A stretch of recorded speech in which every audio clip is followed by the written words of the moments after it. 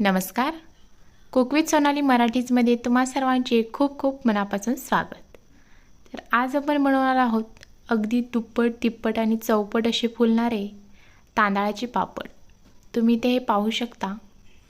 अगदी चौपट पाचपट असे हे जे पापड आहेत ते फुलले गेलेले आहेत. तुम्हाला इथे ही साईज अशी दाखवते. तर पहा. तर अगदी साध्या सोप्या पद्धतीने आपण हे पापड बनवणार आहोत. एकदम खुसखुशीत तयार होतात आणि कोणतीही पूर्वतयारी न करता अगदी झटपट बनले जातात. अजूनही तुम्ही चॅनलला सबस्क्राईब केलं नसेल तर चॅनलला सबस्क्राईब करा. चला तर रेसिपीला सुरुवात करूया. एका बाउलने मोजून इथे मी 1.5 वाटी तांदूळ घेतलेले आहेत. तांदूळ स्वच्छ निवडून घ्यायचे आहेत आणि निवडल्यानंतर आपल्याला आता हे तांदूळ 2 ते 3 पाण्याने स्वच्छ धुवून घ्यायचे आहेत. तर इथे स्वच्छ तांदूळ धुवून घेतलेले आहेत. आता आपण हे तांदूळ एका कुकरच्या भांड्यामध्ये काढून घेऊया. कुकरच्या भांड्यामध्ये तांदूळ काढल्यानंतर आता आपल्याला याच्यामध्ये घालायचं आहे पाणी. तर इथे मी 1.5 वाटी तांदळासाठी 1.5 तांब्या पाणी वापरलेलं आहे. पाणी घातल्यानंतर याच्यामध्ये घालायचं आहे 1 चमचा चिली फ्लेक्स, त्याचबरोबर अर्धा चमचा जिरे घातले, पाव चमचा ओवा घातला, त्यानंतर चवीनुसार मीठ घालायचं आहे आणि आता सर्व व्यवस्थित असं मिक्स करून घ्यायचं आहे. सर्व व्यवस्थित मिक्स केल्यानंतर कुकरचं झाकण लावायचं आहे आणि मीडियम गॅसवरती आपल्याला कुकरच्या 4 शिट्ट्या काढून घ्यायच्या आहेत. कुकर पूर्णपणे गार झालेला आहे. आता आपण हा ओपन करून पाहूया. तर इथे तुम्ही पाहू शकता छान असा मऊसूद हा भात शिजले गेलेला आहे.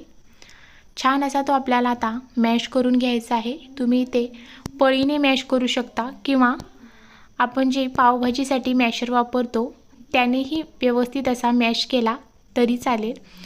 शक्यतो असा मॅशरनेच मॅश करा, म्हणजे तो छान असा मऊसूद भात व्यवस्थित असा तयार होतो. तर इथे सर्व भात व्यवस्थित असा मॅश करून घेतलेला आहे. आता याच्यामध्ये 1-1.5 चमचा इथे मी हिरवी मिरची आणि कोथिंबीरची ओबडधोबड पेस्ट करून घेतली होती, ती घातली. आता पुन्हा हे सर्व व्यवस्थित एकदा मिक्स करून घेऊया. सर्व व्यवस्थित मिक्स केल्यानंतर पहा, या पद्धतीने आपलं हे मिश्रण तयार झालेलं आहे. आपल्याला हे हलकंसं गरम असतानाच ह्याचे पापड घालून घ्यायचे आहेत. तर आता हे सर्व मिक्स केल्यानंतर आता याच्यामध्ये मी अगदी चिमूटभर एवढा फ्रूट कलर असतो तो थोड्याशा पाण्यामध्ये मिक्स करून घेतलेला आहे आणि हा आपण याच्यामध्ये घालून पुन्हा एकदा हे सर्व मिश्रण व्यवस्थित असं मिक्स करून घेऊया. तुम्हाला जर फ्रूट कलर वापरायचा नसेल तर तसेच पापड बनवला तरी चालेल. तर इथे तुम्ही पाहू शकता अगदी व्यवस्थित असं मिश्रण हे मिक्स करून या पद्धतीने आपलं हे पापडांचं मिश्रण तयार झालेलं आहे. इथे मी एक प्लास्टिक अंथरून घेतले, त्याच्यावरती आपण आता हे पापड घालून घेऊया. थोडंसं मिश्रण घातल्यानंतर त्याच्यावरती एक छोटं प्लास्टिक ठेवायचं आहे. हाताने थोडंसं प्रेस केल्यानंतर एखाद्या प्लेटने आपल्याला ते व्यवस्थित असं प्रेस करून घ्यायचं आहे आणि हलकासाच आपल्याला हा पापड जाडसर वाटला तर तो हातानेच व्यवस्थित असा करून घ्यायचा आहे. तर इथे तुम्ही दुसरा पापडही आपण घालून घेतला आहे, तोही तुम्ही पाहू शकता. तर इथे अजून एक पापड आपण घालून पाहूया. जर पळीला हे मिश्रण चिकटते असं जर तुम्हाला वाटत असेल तर पळीला एखादं प्लास्टिकचा कागद किंवा पिशवी वापरली तरी चालेल, जेणेकरून आपलं मिश्रण जे आहे ते पळीला चिकटून राहणार नाही.